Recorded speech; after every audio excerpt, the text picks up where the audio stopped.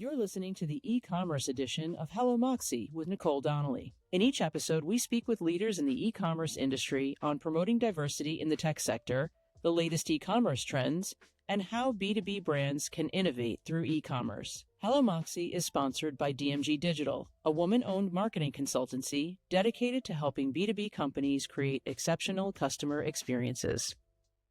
So this is Sanne. Yes. She's with Hoover. Yes. She works with Hoover. So Sanne, why don't you tell our listeners a little bit about, what you do and who you are, and just a little bit about where you're from. Sure. So I'm from Amsterdam. I'm Dutch. My favorite country, by the way. My husband is Dutch, so I love Holland. It's one of my favorite places. So Thank you. The love is mutual. Yes. Open this over here. Thank you. There you go. I need to look at that too? Yeah. Okay, right. So I've been working in e-commerce for over a decade. I started out as a sales and account manager at a Magento specialized hosting company. I didn't really have a clue what Magento was, but someone said, that's a fun company to work with. And then it really stuck with me, how cool it is to learn something, absolutely zero about, but that keeps evolving all the time. So it keeps you on your toes, because it's not Magento, that's it, and you can do the same trick for 10 years. Because it's constantly changing very rapidly. So you want to keep up with technology and with innovation, you have to constantly educate yourself. That's exactly what I liked about it. Plus, you're working with people, and I always say, you can make the most magnificent technology. In the end, you're doing business with people.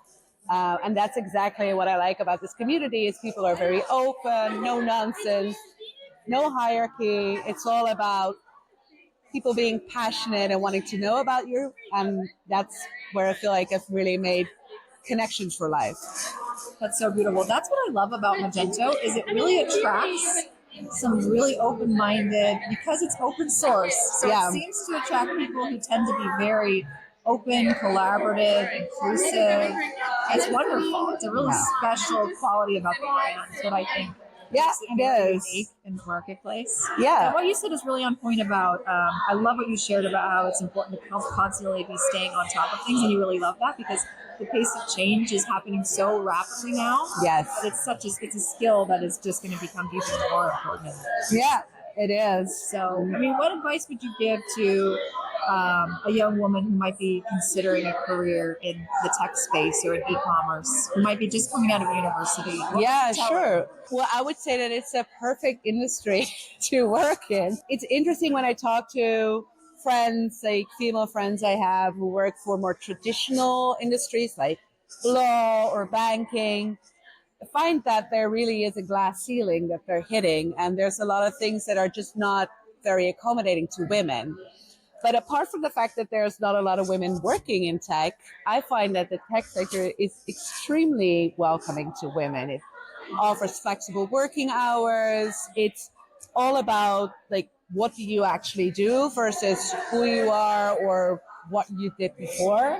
It's like I said, there's not a lot of hierarchy. So I find it actually very easy to excel based on the qualities that you have and the skills that you've required, other than preconceptions that people might have about you.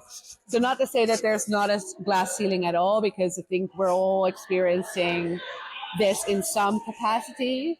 But in generally speaking, I would say it's a very accommodating and also very exciting sector to be working in, because the sector itself is constantly evolving and is growing. So it's offering a lot of long-term opportunity as well. That's so true. And if you think about it, it's so much innovation happening. Yes. It's really exciting to be on the forefront of it. It is.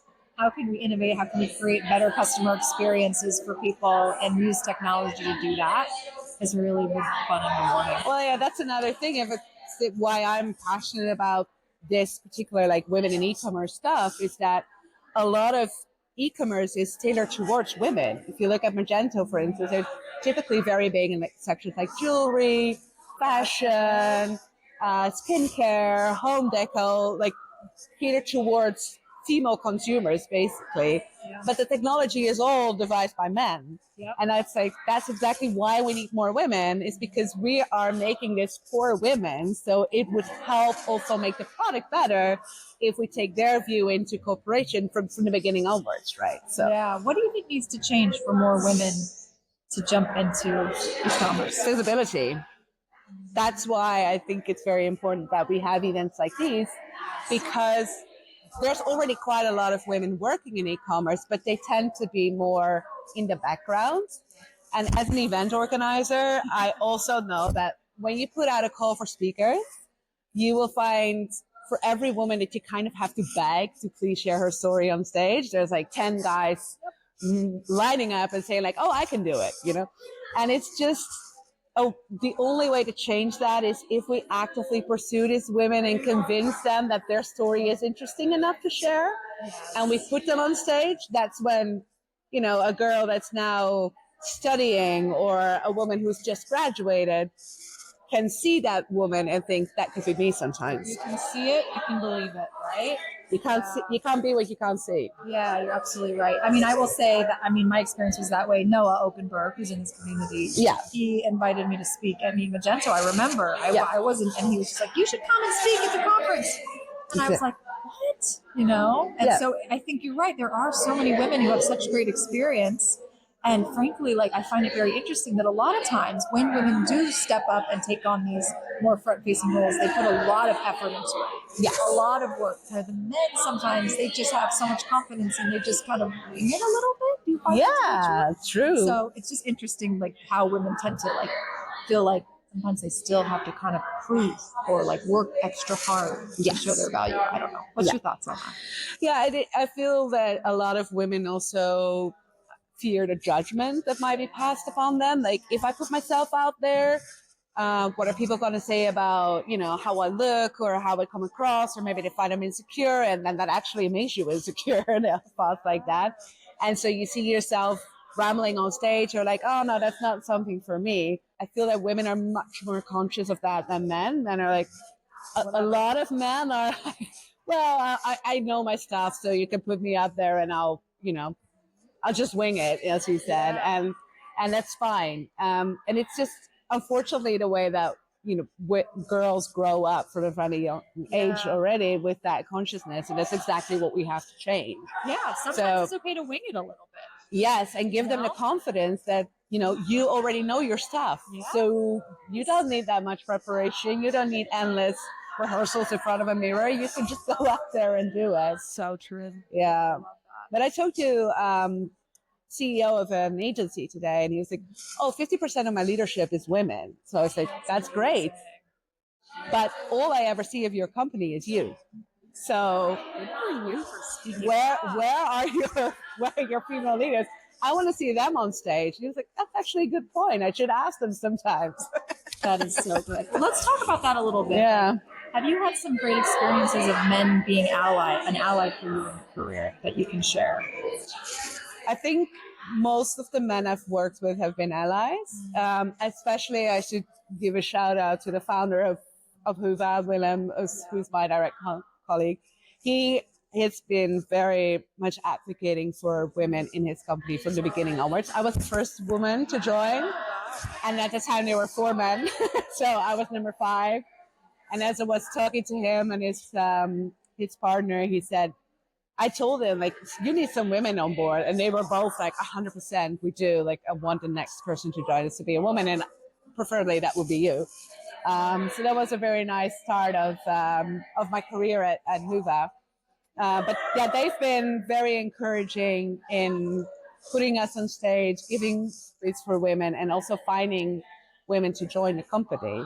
And I think it has, because we from the beginning onwards had a good representation of women in the company, we have been able to foster a very inclusive and open culture that is welcoming to others as well. And I'm super happy to see that other female colleagues that I have, I've been able to convince them to speak up, be on stage, and give presentations and stuff as well. So it's good to see that carrying forward. Yeah, I think what you shared is that Willem and the leadership team was very intentional about bringing diversity to the company. And I think that's if you are in a leadership position in a company, being intentional about bringing in more women, but also diversity in other ways, people who may be neurodivergent or have other, differences that are really important, that really help spur innovation. Yes. But again, for that, I think it's visibility is key. Yeah. So that's why I'm always almost immediately saying to people that I'm gay, I have a wife, it's not because I want to identify as gay all the time. I mean, I know I am very comfortable with it, but I know how important it is to see, especially somebody in a leadership position being part of a minority, so that other people from that minority feel that could be me sometimes. Exactly. Yes. It just encourages more and more of it. And it encourages others to talk about it as well. It makes it easier for someone to say, oh, yeah, I also have a girlfriend, or I have, I don't identify as a man or a woman or whatever. Like, it makes it easier. So true. And you just there's connection that happens when you realize that you're not alone in whatever you're experiencing. Yes. Other people are kind of going through the same thing. And that can create a really strong connection that I think we're in a little bit of a loneliness epidemic. People yes, so for sure. isolated. And as women, it's nice to be able to feel that connection more. The more we share our stories and all of that, it just helps connect us together. And it's something that women do more easily than men. It's really funny when you have a women in e-commerce event, you find that it's talking shop for maybe 5 minutes, and then, but for the next hour or so, it's about personal stuff. Yeah, like who does your hair? Yeah. So true. Well, tell us a woman in history who really inspired you. Is there someone that comes to your mind? It doesn't have to be a famous person. I think there's lots of women that have inspired me. But I think from a very young age onwards, I've been looking for women who did things that weren't done before.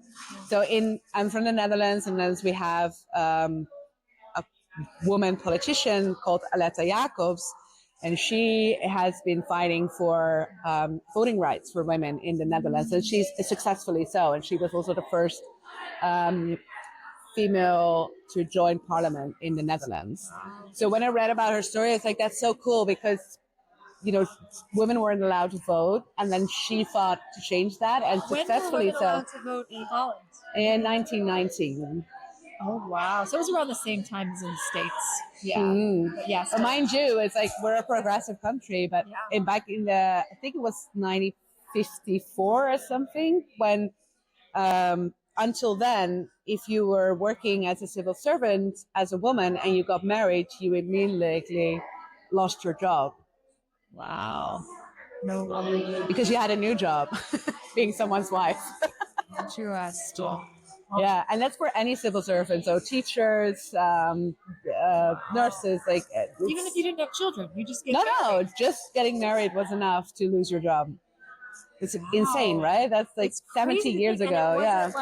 70 years ago. Yeah. That long. No. It's the same as in the States. It wasn't until 1988 that a woman could get a business loan without a man co-signing on it. In our life, bonkers, right? That's insane. That's insane. That's after I was born. Yeah, I know. I was born in 81, but anyway. Well, this has been so lovely. Thanks for joining us. Do you have any final words that you'd like to share? Any words? Thank you. Thank you for having me here. And let's continue to help each other. Put yourself out there, because it's the only way we can make a change. Absolutely. Let's do it. Let's do it. We're doing it right. We're doing it. So very cool. Thank you. That's a wrap for today's episode of Hello Moxie e-commerce edition. Thanks for joining us as we bring you the latest news in the e-commerce industry and celebrate diversity and innovation in the tech sector.